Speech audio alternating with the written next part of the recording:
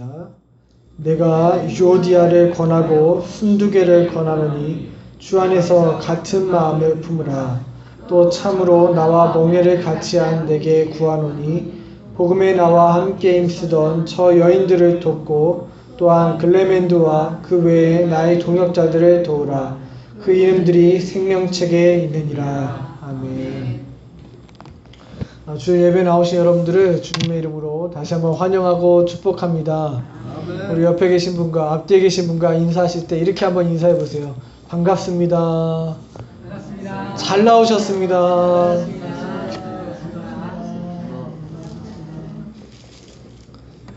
네, 여러분 잘 나오셨습니다. 하나님의 크신 은혜가 저와 여러분 가운데 충만할 줄로 믿습니다. 아멘. 여러분, 사람은 홀로 사는 사람은 없습니다. 다 누구나 다른 사람들과 관계 속에 살아갑니다. 그래서 아리스토텔레스라는 사람은 인간은 사회적 동물이다 라는 이야기를 했습니다.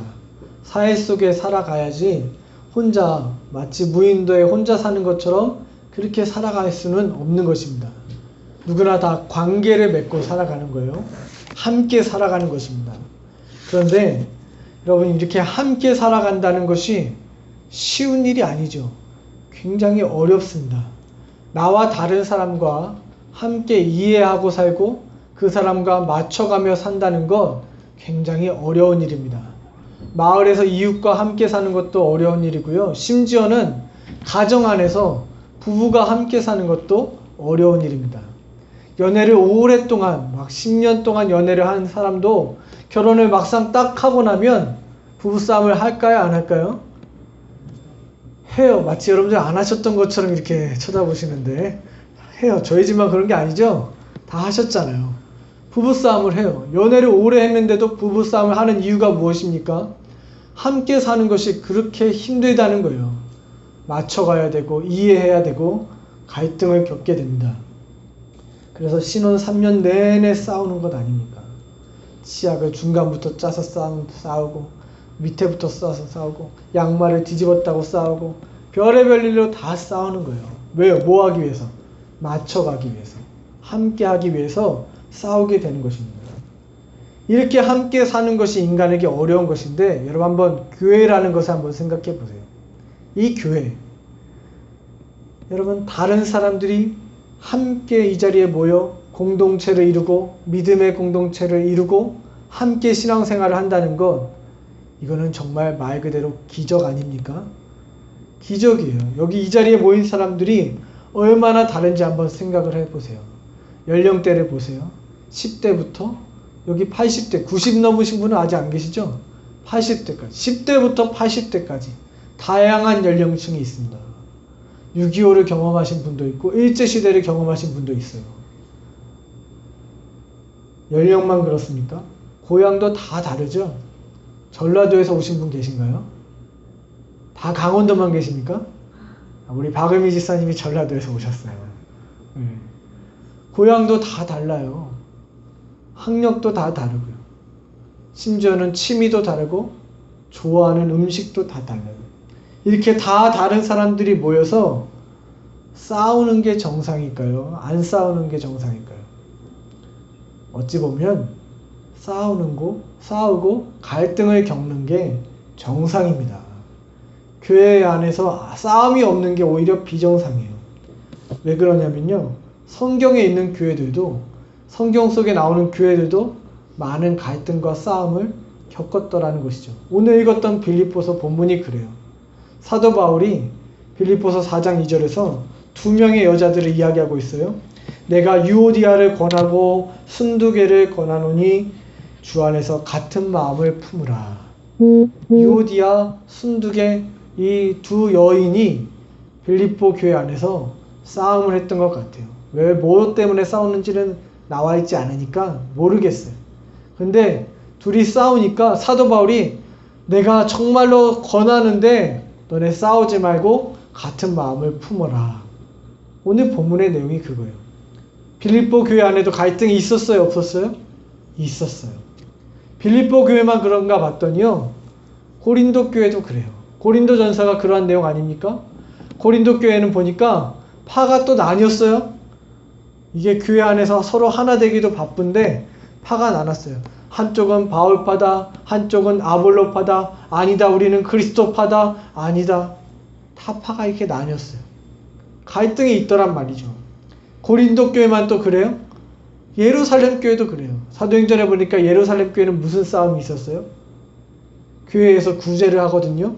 가난한 여인들, 과부된 사람들, 그러한 사람들에게 교회에서 구제를 합니다. 먹을 것을 나눠줘요. 음식을 나눠주고 돈을 나눠주는데 유대인 과부들에게는 더 많이 주고 이방인 과부들에게는 돈을 안 줬다는 이유로 교회가 또 싸워요. 별의별 일로 싸울 일이 많다는 거예요. 왜요? 다 다른 사람들이 모였으니까 그래요. 그래서 교회 안에서 갈등이 있고 싸우는 거, 이거는 어찌 보면 정상입니다.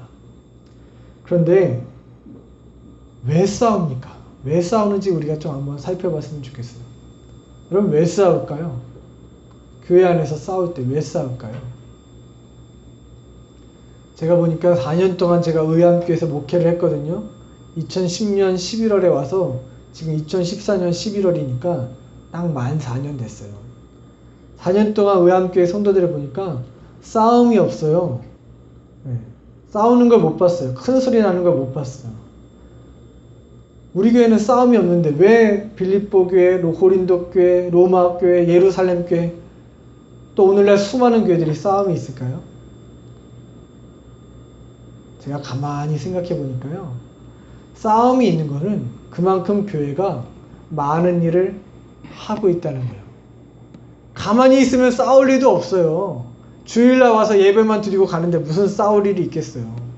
막 무언가 교회가 구제도 하고 무언가 모임도 갖고 그러려다 보니까 싸움이 있더라고요. 한마디로 말하면 열정이 있는 곳에 싸움이 있더라고요. 열심. 싸움도 열심히 있어야 싸우지, 열심히 없는 교회는 싸우지도 않아요. 저는 우리 교회가 좀 열심히 있었으면 좋겠습니다. 그래서 좀 일하다가 부딪히더라도 그런 열정이 있었으면 좋겠어요. 여러분, 왜 싸우냐면요, 열심이 있고 열정이 있기 때문에 싸워요. 교회에서 나 잘났다고 싸우는 게 아니라 교회를 위해서 일하다가 싸우더란 말이죠. 교회를 사랑해서 싸우고요. 열심히 있기 때문에 싸우는데, 그런데 문제는 그 열심이 나의 열심이기 때문에 다툼이 생기고 갈등이 있기 마련입니다. 무엇 때문에 싸우는가, 왜 싸우는가 보고 또 무엇 때문에 싸우는가 봤더니요, 여러분, 교회 안에서 무엇 때문에 싸우죠? 보통 세계 평화를 위해 싸웁니까? 에볼라 퇴치를 위해 싸우나요? 이 나라의 그 국가의 안보를 위해 우리가 싸웁니까? 교회에서 싸우는 일을 보면 다 사소한 문제 때문에 싸우더란 말이죠. 그죠? 대부분 싸우는 게 그런 거예요. 교회 카페트를 무슨 색깔로 할 것인가, 한쪽은 빨간색으로 하자, 한쪽은 초록색으로 하자, 이런 것 때문에 싸우잖아요. 성탄절에 특송을 하는데 성가복을 입고 할 것인가, 아니면은 산타 모자를 쓰고 할 것인가, 교회 창립 기념일에 떡을 맞출 것인가, 수건을 할 것인가, 대체로 이런 걸로 싸우잖아요. 이런 걸로 피 터지게 싸워요. 교회가 무엇을 놓고 싸우는가 봤더니요, 비본질적인 것으로 많이 싸우더란 말이죠. 김장을 하는데 소금을 얼마만큼 넣을 것이냐, 요거 놓고 싸우는 거예요. 여성교회가 멸치 액젓에 넣을 거냐 뺄 거냐, 요걸로 싸우더란 말이에요. 비본질적인 거, 주님 앞에 서면 아무것도 아닌 문제들로 교회가 싸웁니다. 여러분, 그러한 것들은 좀 내려놔도 돼요. 그러한 비본질적인 것들은 내려놓으시기를 바랍니다. 그런 걸로 부딪혀서는 안 되고요. 우리가 싸워야 될 것들은 본질적인 것을 놓고서는 싸워야 돼요. 교회 안에 이단이 들어와서 우리의 진리를 막 흔들 때는, 그때는 우리가 싸워야 되는 거죠. 마틴 루터가 그 카톨릭에 대항해서 싸울 때 왜 싸웠어요? 성경은 오직 믿음, 오직 은혜, 이걸로 우리가 구원을 받는다고 이야기하는데, 로마 카톨릭이 면죄부를 판매하면서 돈을 많이 들이면 천국 간다, 그러면 구원받는다 하니까 이 진리, 본질적인 것을 놓고는 마틴 루터가 생명을 걸고 가도 싸웠던 것 아닙니까? 우리가 그런 것을 위해서는 싸워야 돼요. 그러나 교회 안에서 비본질적인 것, 정말 아무것도 아닌 문제들, 그런 것을 놓고서는 우리가 좀 내려놔도 돼요. 그런 거 우리 한번 따라해 보시죠. 본질은 바위처럼, 비본질은 물처럼. 이게 무슨 말이냐면 본질적인 것에서는 굳세게 저항해야 돼요. 진리를 사수하기 위해서는 바위처럼 부딪혀야 돼요. 그러나 비본질적인 것에 의해서는, 그런 것은 물처럼, 물 흐르듯이, 바위가 이렇게 있으면 물이 지나가다가 바위를 만나면 어떻게 돼요? 바위를 그냥 훑고 지나가는 거예요. 거기에 부딪혀서 싸우지 않잖아요. 훑고 지나가는 거예요. 물 흐르듯이 그렇게 우리가 교회 안에서 지나가기를 간절히 바랍니다. 우리가 왜 싸우냐? 왜 무엇을 놓고 싸우느냐? 대체로 주님 앞에 서면 아무것도 아닌 문제들로 싸워요. 근데 교회에서 싸우면, 여러분, 교회에서 집사님, 이 집사님, 저 집사님이 싸웠다. 그러면 약도 없어요. 약도 없어요. 세상 사람들은 약이 있어요. 서로 싸우면 어떻게 하면 돼요? 술 한잔 마시고 그냥 탁 풀어버리면 돼요. 근데 교회에서 싸우면 이 사람들 멀쩡한 정신에 싸우기 때문에, 그것도 또 거기다가 자기의 신념을 갖고, 신앙의 신념을 갖고 싸우잖아요. 예? 자기 믿음을 걸고 싸우잖아요. 멀쩡한 정신에. 그러니까 약도 없어요. 화해시킬 수도 없어요. 이거 굉장히 어려운 문제입니다. 한쪽은 그리스도의 이름으로 싸우고, 한쪽은 예수의 이름을 걸고 싸우고, 이게 뭐하냐는 거예요. 교회에서 싸우면 약이 없어요. 여러분, 교회 안에서 다른 사람을 용납하고 품게 되기를 간절히 바랍니다. 옆에 사람, 그 사람을 용납하고 품을 수 있어야 돼요. 교회는 그러한 것을 배우는 것이 교회예요. 수많은 다른 사람이 모여서 함께 신앙생활을 하면서 무엇을 배워가는 것이냐면, 나랑 다른 저 사람이 틀렸다는 것이 아니라, 저 사람은 저렇구나, 다르구나, 용납하고 이해하고 품어주는 것을 배우는 것이 바로 교회인 줄로 믿습니다. 내 생각은 맞고 저 사람은 틀렸다, 그렇게 이야기하면 그건 잘못된 거예요. 틀린 게 아니라 뭐예요? 다른 거예요. 저희 집사람하고 제가 부딪힐 때가 많아요. 서로 의견이 다를 때가 있어요. 근데 네가 틀렸어 그러면 여지없이 싸우게 되어 있어요. 그런데 너의 생각은 그렇구나, 다르구나 이해하면 그때는 물 흐르듯이 넘어갈 수 있어요. 나는 맞고 내 생각은 옳고 너는 틀렸다. 그것은 폭력입니다. 폭력. 가정 안에서도 마찬가지예요. 나는 무조건 옳고 너는 틀렸다 그러면 그건 폭력이에요. 내가 무조건 옳다는 사람, 그 사람은 바로 자기가 예수님이죠. 그죠? 자기가 성경이죠. 자기가 진리 아닙니까? 내가 무조건 다 옳다고 그러면. 그럼 그건 아니잖아요. 다른 사람을 품을 줄 알아야 됩니다. 내 고집을 내세워서 그 사람을 꺾어서 이기면 그것 또한 뭐 할 거예요? 교회 안에서 서로 의견이 충돌했는데 저 사람의 고집을 내가 꺾어서 이기면 그거 뭐 할 거냔 말이죠. 그러면 상처만 남는 거예요. 뭐만 남는다고요? 상처만 남는 거예요. 그러면 어떻게 해야 할까요? 갈등이 있고 부딪히고 서로의 의견이 다를 때는 어떻게 할까요? 오늘 본문이 바울이 이야기하는 거 아닙니까? 한번 따라해 보시죠. 같은 마음을 품어라. 옆에 분하고 인사하세요. 같은 마음을 품읍시다.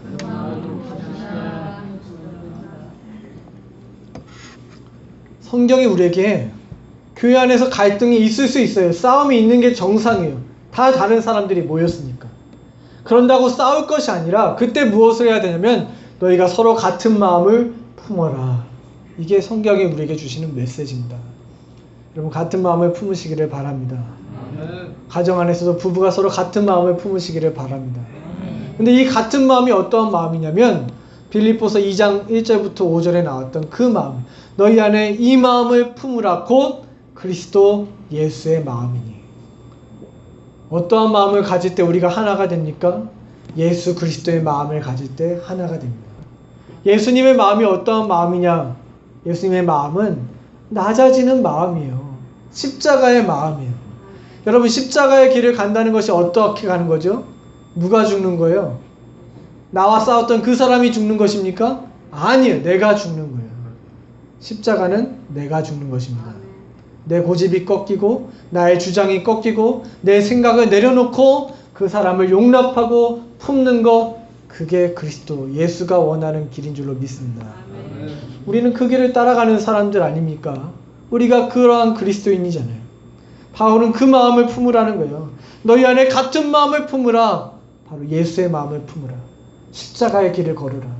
그것이 오늘 본문의 이야기입니다. 사랑하는 성도 여러분, 우리 의암교회 안에 다른 의견들이 있을 수 있어요. 나와 다른 생각을 가진 사람이 있을 수 있어요. 그때 그 사람의 주장을 꺾고 이기고 내가 올라설 것이 아니라 내가 낮아져서 내 주장을 내려놓고 그 사람의 의견을 옳다해주고 받아주는 거예요. 여러분, 믿음이 강한 사람은 어떠한 사람이냐? 믿음이 성숙한 사람은 어떠한 사람이냐? 다른 사람을 받아줄 줄 아는 사람이 건강한 신앙을 가진 사람입니다. 다른 사람을 용납하고 품어줄 줄 아는 사람이 건강한 신앙을 가진 사람이에요. 저는 의암교회 성도들이 그러한 사람들이 되기를 바랍니다. 교회 안에 항상 지내다 보면 나보다 부족한 사람이 있어요. 나보다 연약한 사람이 있어요. 근데 그 사람을 비난하고 정죄하고 왜 저것밖에 안 돼? 왜 저렇게밖에 못해? 그럴 것이 아니라 그 연약한 사람, 믿음이 낮은 사람, 그 사람을 품어줘 보세요. 연약한 사람을 받아줘 보세요. 그러면요, 자기 주장을 그렇게 주장하고 내세웠던 그 연약한 사람이 나중에 신앙이 이만큼 자랐을 때, 그때 옛날에 그 권사님이, 옛날에 그 집사님이 내가 그렇게 철없는 신앙으로 막 내 주장 내세울 때 나를 그때 이렇게 안아주셨던 거구나. 나를 이렇게 품어주셨던 거구나. 내가 그래서 이렇게 성장할 수 있었구나. 그렇게 돌아보게 되거든요. 여러분, 옆에 사람 그렇게 품어주시기를 간절히 바랍니다. 그렇게 교회가 하나가 되어서 갈 때 많은 일들을 감당할 수 있게 될 줄로 믿습니다. 교회는 그런 곳이에요. 내가 사는 곳이 아니라 내가 죽는 곳입니다. 여기 교회까지 와서 내가 왕년에 이렇게 살았는데 그거 주장할 필요 없어요. 내가 이렇게 똑똑한데 그거 주장할 필요 없어요. 교회 안에서는 우리가 내려놓는 거예요. 나의 잘난 것도 내려놓고 나의 능력도 내려놓고 서로를 용납하고 품어줄 수 있게 되기를 간절히 바랍니다. 기도하겠습니다. 사랑의 주님, 하나님, 많은 사람들이 모였습니다. 다른 사람들이 모였습니다. 서로의 배경도 다르고 지내온 삶도 틀리고 모든 것이 다르지만 하나님, 우리가 그리스도 예수 안에서 하나로 함께할 수 있는 것은 우리가 십자가의 길을 걷기 때문인 줄로 믿습니다. 내가 죽고 내 주장을 낮추고 나를 겸손히 내려놓고 서로를 용납하고 품어줄 수 있는 우리 의암교회 성도들 되게 하여 주시옵소서. 예수님 이름으로 기도드리옵나이다. 아멘.